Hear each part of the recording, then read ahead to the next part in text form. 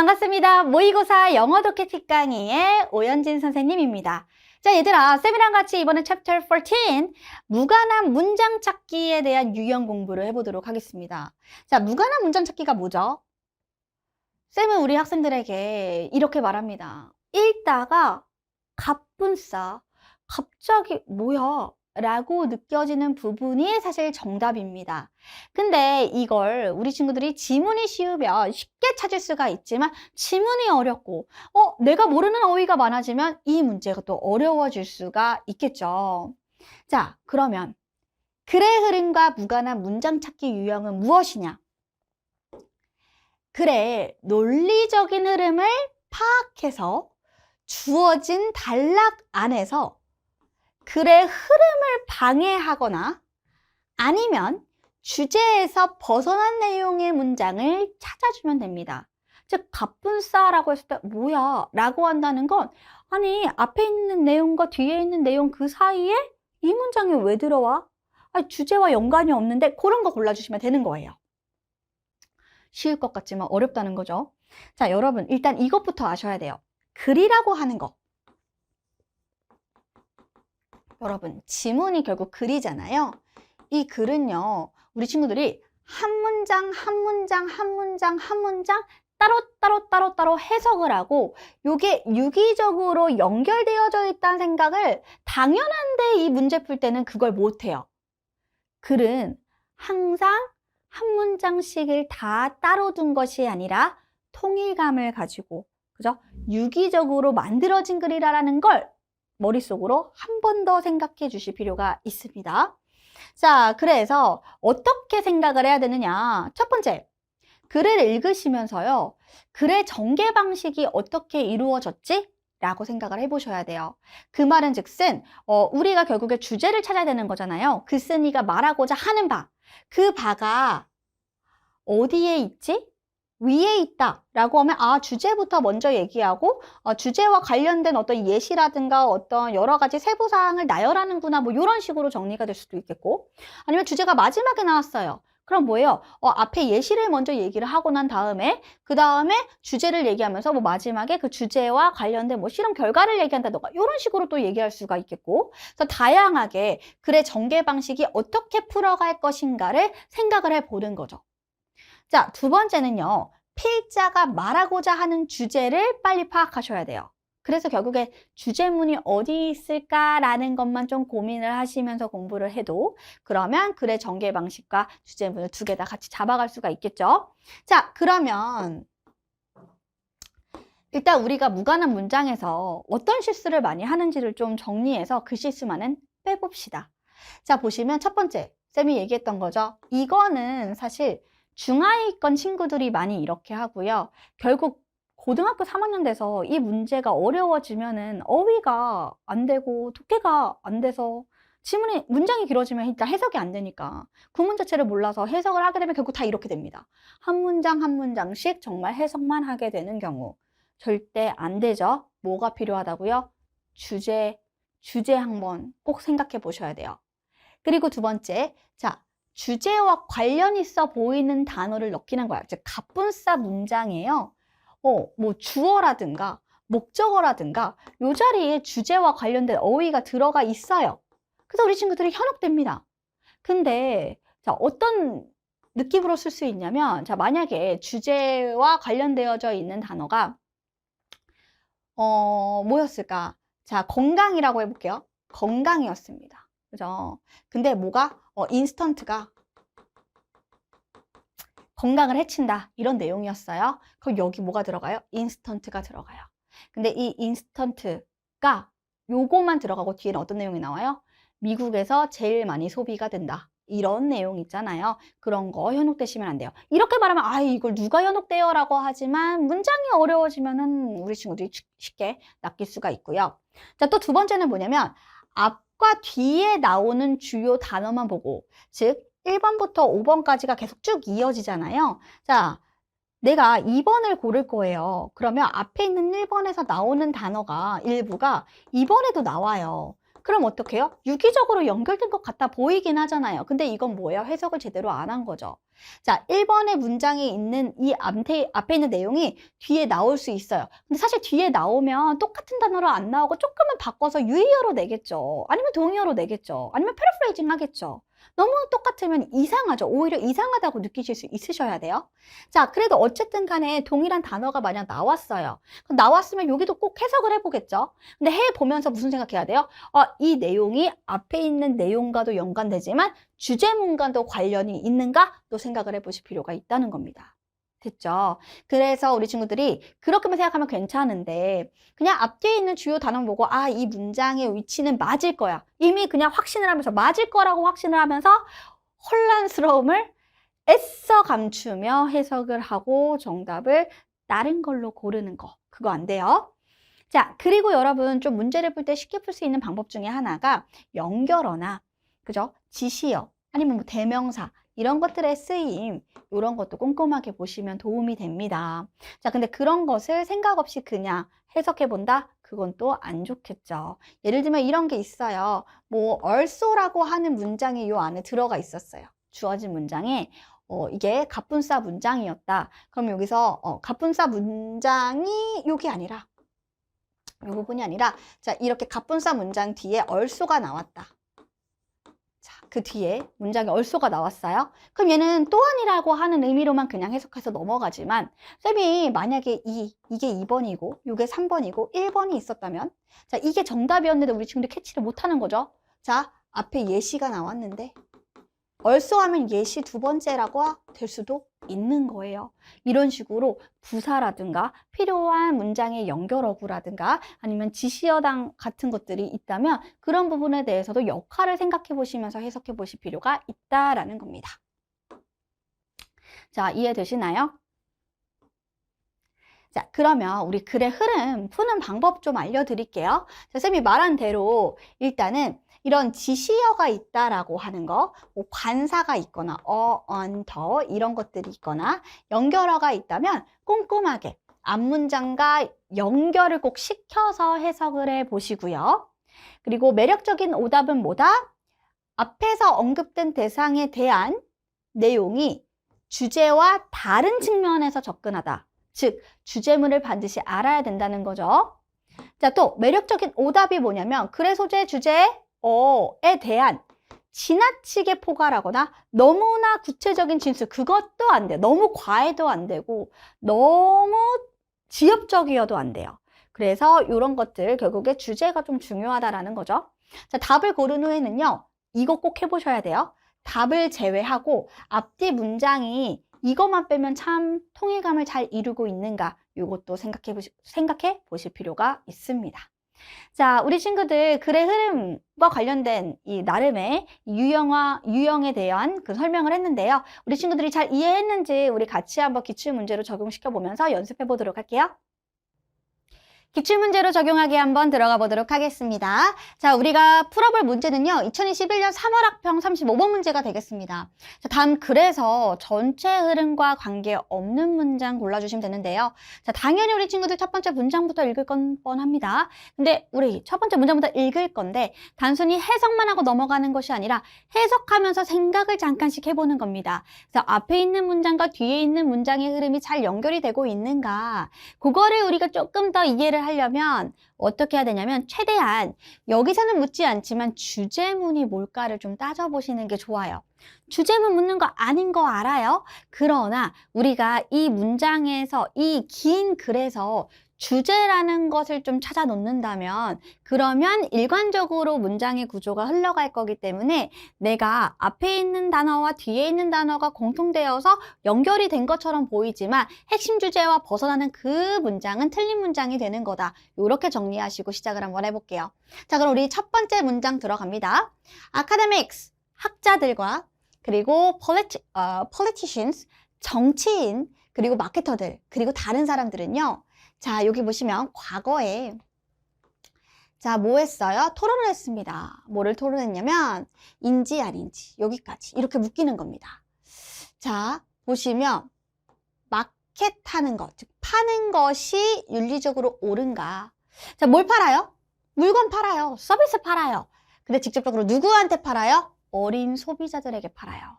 자, 여러분 첫 번째 문장부터 1번으로 안 들어갔다는 건 뭐예요?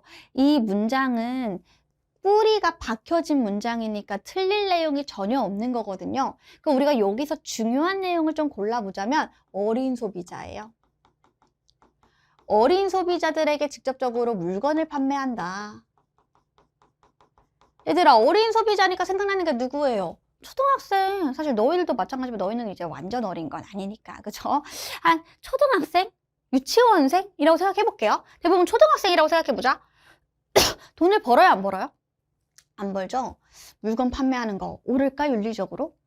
자, 이것이라고 나오는데요. 여러분, 이 문제를 풀 때, 자, 디스 같은 거 봤다면 어떻게? 이것은 하고 해석하고 넘어가지 말고 이것이 가리키는 거는 앞문장이 되겠다라고 생각하시면 됩니다.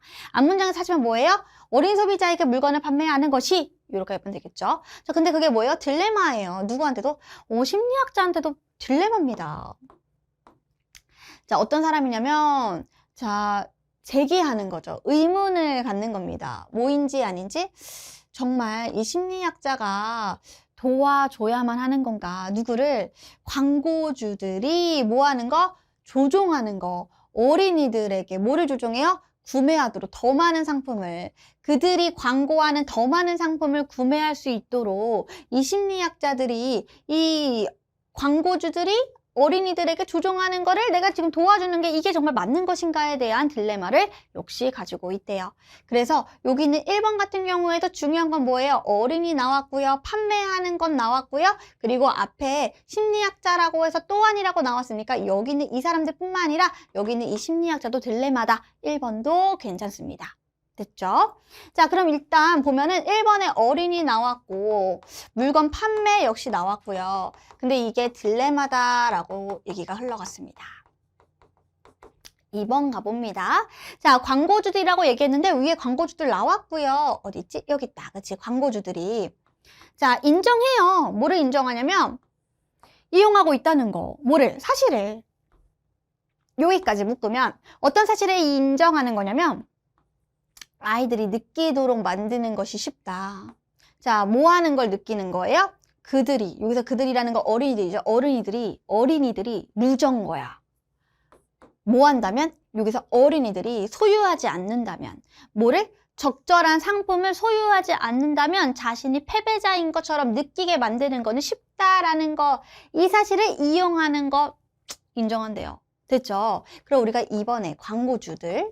자, 일단 여기서 어드버타이저이라고 하는 단어가 이미 앞에 나왔기도 했지만 그게다가 아니라 이 광고주들도 뭐를 알고 있는 거예요? 어린이들에게 물건 판매하는 거. 요거에 대해서 지금 아이들을 이용하고 있다는 거에 대해서 어느 정도 인정하고 있다라고 나와져 있는데요. 지금 우리가 얘기하고자 하는 방향과 계속 잘 흘러가고 있으니까 얘도 괜찮습니다. 3번 봅시다. 3번. 자, 상품. 상품? 그치, 물건을 팔면 상품이 나올 수 있죠. 자, 상품이 더 인기가 있으면 더 많은 경쟁자들이 들어옵니다. 그 시장으로 들어옵니다. 자, 물건이 막 되게 잘 팔려, 하나의 물건이. 그러면 이제 그 물건을 팔기 위해서 막 시장에 사람들이 모여드는 거죠. 그리고 이제 마케터들이 어떻게 해요? 마케터, 요것도 괜찮습니다. 마케터가요, 줄여요, 낮춰요. 뭐를? 그들의 마케팅 비용을 낮춥니다. 자, 경쟁력을 유지하기 위해서 마케팅 비용을 낮춘대요. 자, 여러분, 요걸 딱 보면서 아무 생각이 없으시면 안 되죠? 마케터 나왔고, 여기 프로덕트 나왔습니다. 자, 그래서 뭔가 괜찮게 흘러가는 것 같지만 어린이들을 상대로 판매하는 거에 대한 내용은 전혀 담겨져 있지 않기 때문에 3번이 틀렸죠. 됐나요? 자, 앞에 나왔던 요 내용의 일부 단어들만 보고서 요 단어들이 맞다 하고 해석도 안 하고 넘어가시면 안 되고, 해석을 했지만 제대로 생각을 하지 않았다, 요런 부분에 대해서 생각을 안 했다면 3번을 고를 수가 없었겠죠. 그럼 일단 3번을 제외하고 다시 4번으로 간다면 4번에는 뭐가 들어가야 돼요? 어린이에게 판매하는 내용들이 일단 들어가야 됩니다. 그럼 여기 보시면, 자, 영리한 광고는 뭐예요? 알립니다. 아이들에게 뭐를 알려요? 대절을. 자, 여러분, 그들이 보여지는 겁니다. 누구에 의해서? 여기서는 그들의 친구들, 또 그들의 또래에 의해서, 즉 초등학생에게 물건을 팔면 초등학생이 자신의 친구들에 의해서 보여지도록 알리는 겁니다. 자, 뭐? 그쵸? 부정적인 방식인 거죠. 만약에 이 day라고 하면 당연히 어린이들일 거고요. 어린이들이 뭐 하지 않는다면 상품을 가지고 있지 않아요. 즉 자신의 회사가 광고한 그 상품을 가지고 있지 않으면 그러면 어떻게 돼요? 자, 그렇게 되면 여기서 않는 방식으로, 즉 부정적인 방식으로 아이들에 의해서 보여진다라고 되어져 있고, 뒤로 더 가볼게요. 자, 그러므로 이용하는 겁니다. 뭐를? 어린이들의 감정적인 취약점을 이용하는 겁니다. 자, 그럼 여기서 4번 볼게요. 4번은 어떻게 되어져 있냐면, 자, 영리한 광고라는 건, 똑똑한 광고는 어떻게 하는 거예요? 어린이한테 물건을 판매하는데, 근데 어떻게 판매한대요? 또래에 의해서 보여지는 거죠. 그렇게 됨으로써 아이가 어떻게 돼요? 감정적으로 취약해지죠. 감정적 취약점을 이용하는 겁니다. 애기들이 내 친구들 다 갖고 있는데 나만 안 갖고 있으면 너무 슬프잖아요. 그죠? 자, 그럼 이때 5번 해보도록 하겠습니다. 그럼 지속적인 감정인데 어떤 감정이냐면 부적절한 그런 지속적인 감정이 이런 거죠. 그쵸? 이게 만들어지는 건데 누구에 의해서? 광고로부터 만들어지는 이런 감정들이 결국에는 어떻게 해요? 자, 기여하게 되는 건데 어린이들이 뭐 하도록 되는 거예요? 집착하게 되는 겁니다. 뭐를? 이 인스턴트라고 하는 거는 그 잠깐의 만족감에 집착을 하게 되는 건데, 이때 잠깐의 만족감이라는 건 뭘 가리키냐면 내가 원하는 물건을 결국 샀어. 그때 잠깐의 구매 행동으로 인한 만족감. 요거에만 집착하게 되고 또 믿는 겁니다. 뭐를 믿어요? 이런 물질의 소유가 중요하다라고 믿게끔 만들어진다가 되는 겁니다. 되셨나요? 그래서 우리가 정답을 몇 번? 3번으로 고를 수 있었다라고 파악이 되겠고요. 그럼 우리 그 다음 문제로 한번 넘어가 볼게요. 자, 35번 2021년 11월 모의고사가 되겠습니다. 자, 전체 흐름과 관련 없는 거 골라볼게요. 자, 여기 보시면 역시 1번 앞에 여기 있는 내용이 좀 중요하겠죠. 여기는 바뀔 게 없으니까. 자, 그럼 갈게요. 자, 뭐가 있냐면 설득력 있는 아이디어가 있대요. 근데 그 아이디어가 뭐냐면 서부 문화, 즉 서양 문화에 설득력 있는 아이디어가 있는데 그 아이디어는 요 대절입니다. 인간이 본질적으로 뭐가 돼요? 이성적이래요. 인간은 이성적이야.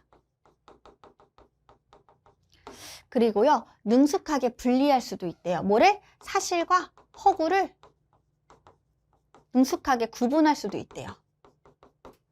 또 그리고 어때요? 결국에는 도달하게 된답니다. 자, 영원한 진실에. 자, 세상에 대한 영원한 진실에 도달하게 되는 게 뭐예요? 인간이야. 이렇게 서양 문화에서는 이렇게 받아들인다는 겁니다. 자, 그럼 여기 보니까 이런 류의 생각이 라고 할 때 이런 류라고 하는 건 그냥 넘어가는 것이 아니라 이런 류는 여기 있는 요 생각이죠.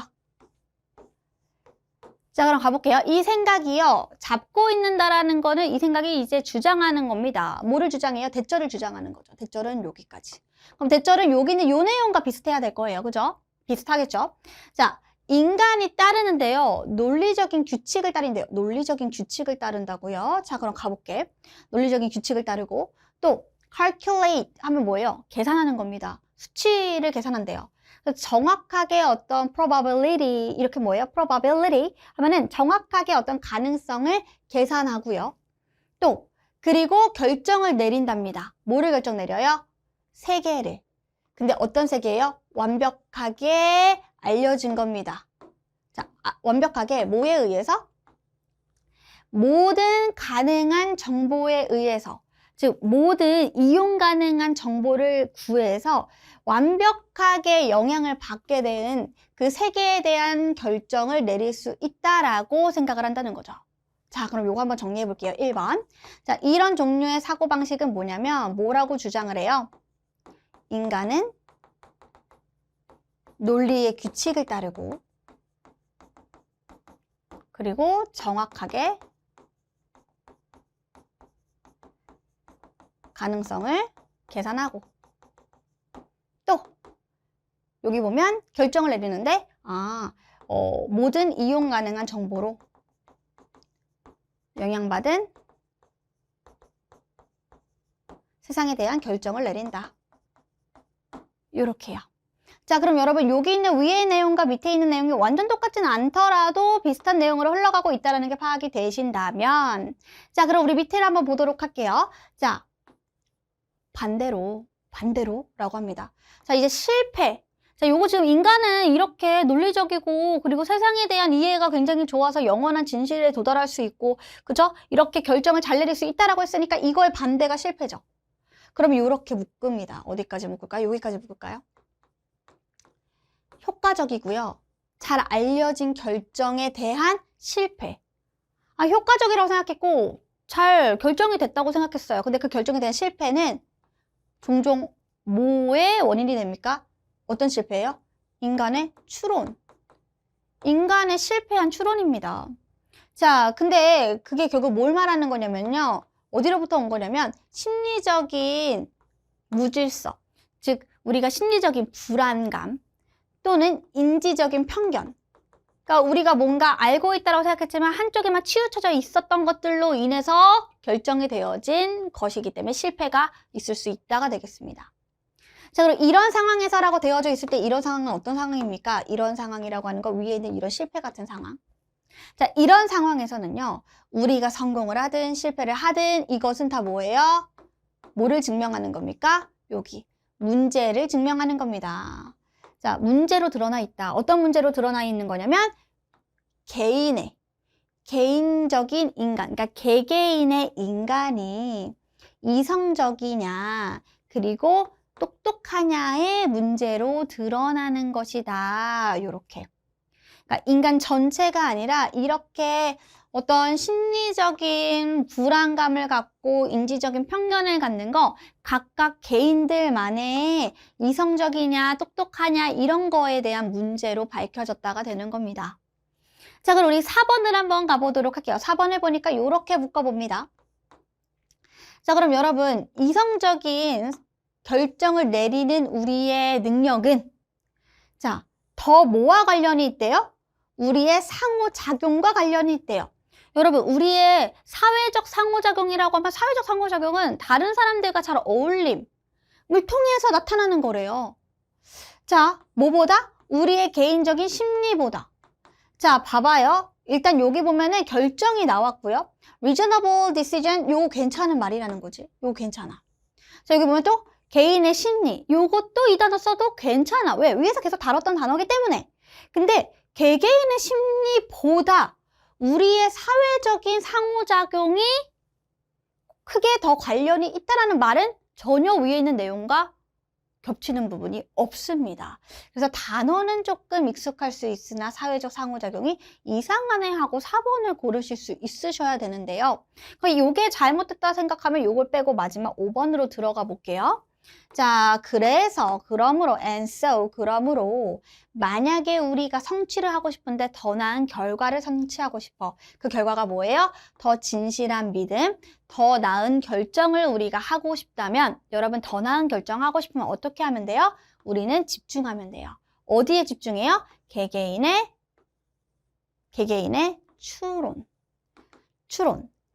추론을 향상시키는 거에 더 집중하면 된다라고 해서 자, 인간이 결정을 잘 내릴 수 있는 존재라고 생각했지만 여기 보면 이 중간에 뭐라고 나와요? 심리적인 불안감이나 인지적인 편견으로 실패를 할 수가 있는 상황이 있다.